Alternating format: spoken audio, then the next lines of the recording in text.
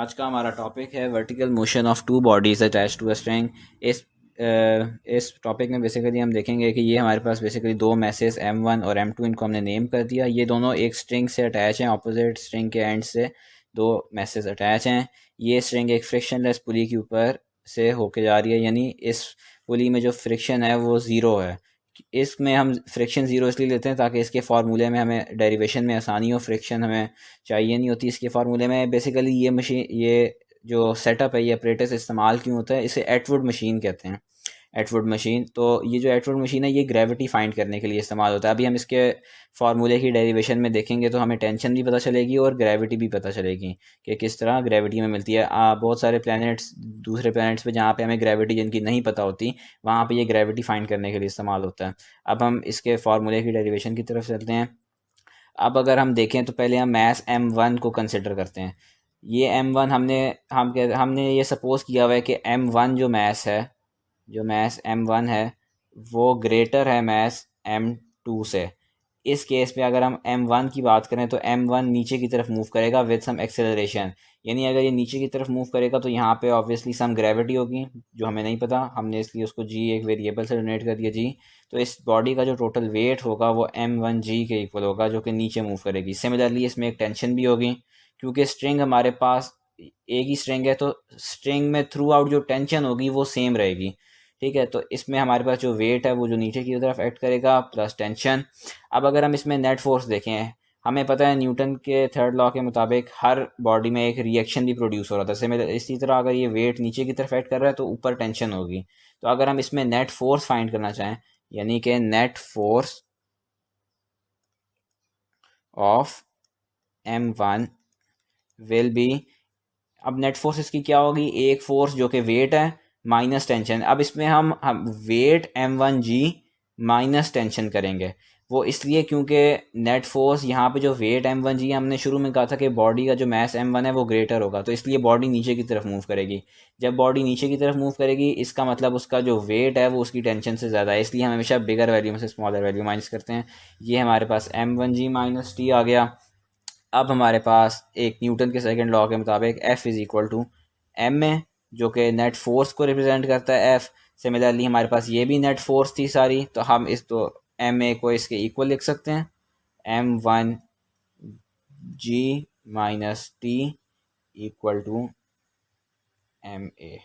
ये हमारे पास फर्स्ट बॉडी के रिलेटिंग है, इसको इक्वेशन 1 कह दिया। ये हमारे पास मैस 1 के लिए इस्तेमाल होगी। अब अगर हम मैस M2 की बात करें तो यहाँ पे हमारे पास जो मैस M2 है, अब हमने कहा था M1 बड़ा है और M2 छोटा है। अगर M1 नीचे की तरफ मूव कर रहा है तो जाहिर सी बात है M2 ऊपर की तरफ मूव करेगा, इसका भी वेट होगा M2G। अब अगर इसमें देखें तो हमने कहा था एक तो टेंशन होगी और एक दूसरा इसका वेट M2G। अब क्योंकि ये ऊपर की तरफ मूव कर रहा है इसलिए यहाँ पे जो टेंशन है, ये जो टेंशन है ये इसके वेट से ग्रेटर होगी। तो अगर हम इसके नेट फोर्स की बात करेंगे, नेट फोर्स ऑन M2, तो ये हमारे पास इसके टेंशन T माइनस M2G होगी, क्योंकि यहाँ पे हमारे पास वेट स्मॉल थी, वेट की वैल्यू टेंशन से छोटी थी, क्योंकि बॉडी अपवर्ड मूव कर रही थी, तो अपवर्ड मूव करेगी तो उसमें टेंशन ज़्यादा होगी। इसी तरह सेम हमारे पास यहाँ पे भी न्यूटन के सेकंड लॉ के मुताबिक force is equal to F is equal to M A, जो कि नेट फोर्स है वो एम ए के इक्वल है। इस इक्वेशन को हम ऐसे भी लिख सकते हैं, M A my equal to tension minus M2G। ये हमारे पास एक सेकंड इक्वेशन आ गई। अब हमारे पास एक अगला टॉपिक देखें।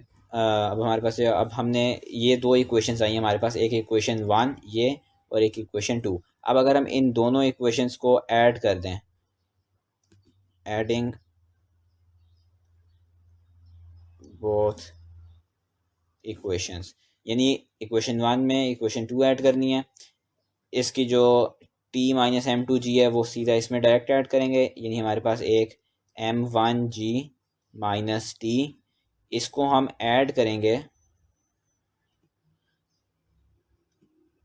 M2G, सर यहाँ पे हम लिखेंगे T minus m2 g equal to हमारे पास ये ma प्लस हमारे पास यहाँ पे ma। अब इसमें एक चेंज कर लेते हैं हम, क्योंकि हमारे पास ये नेट फोर्स बॉडी की मैस m1 की थी, तो हम यहाँ पे इसका मैस m1 पुट कर देते हैं, और ये हमारे पास जो नेट फोर्स थी वो m2 मैस की थी, तो यहाँ पे हम इसका 2 पुट कर लेते हैं। सिमिलरली यहाँ पे भी 1 और 2 पुट कर लेते हैं।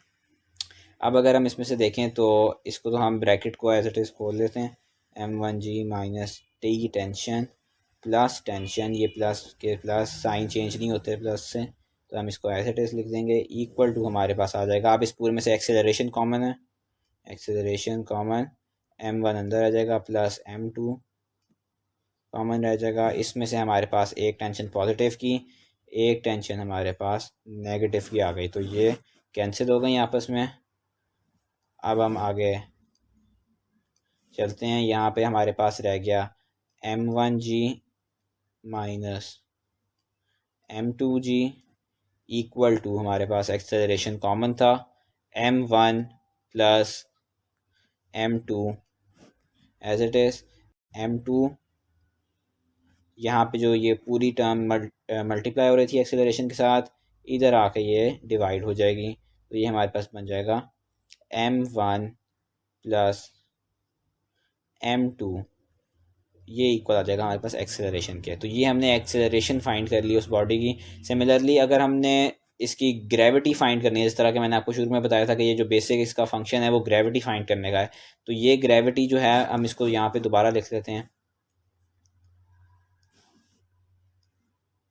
ग्रेविटी अगर फाइंड करनी होगी तो हम सिर्फ जी यहाँ पे एज इट इज़ रखेंगे, जो कि डिवाइड हो रहा है वो वापस एक्सेलरेशन के साथ एज इट इज़ मल्टीप्लाई होगा, m1 प्लस m2, ये जो कि जी के साथ मल्टीप्लाई हो रहा है इधर आके ये फिर से डिवाइड हो जाएगा, हमारे पास आ जाएगा m1 माइनस m2। ये ग्रेविटी का फार्मूला, यानी जिस भी सरफेस पे हम एटवुड मशीन का एक सेटअप बनाते हैं, वहाँ पे जो दो बॉडीज हमने स्ट्रिंग के साथ अटैच की थी, वहाँ पे जो भी उनका एक्सेलरेशन निकलता है प्लस उन दो बॉडीज़ का मैस डिवाइडेड बाय उन दो बॉडीज़ का डिफरेंस, मैस का डिफरेंस, तो हमें वहाँ की जो ग्रेविटी है वो पता चल जाएगी क्या है। जिस तरह हमें पता है कि अर्थ की ग्रेविटी 9.8, अगर हम किसी भी और जगह पे इसको ले जाएं एटवुड मशीन को, तो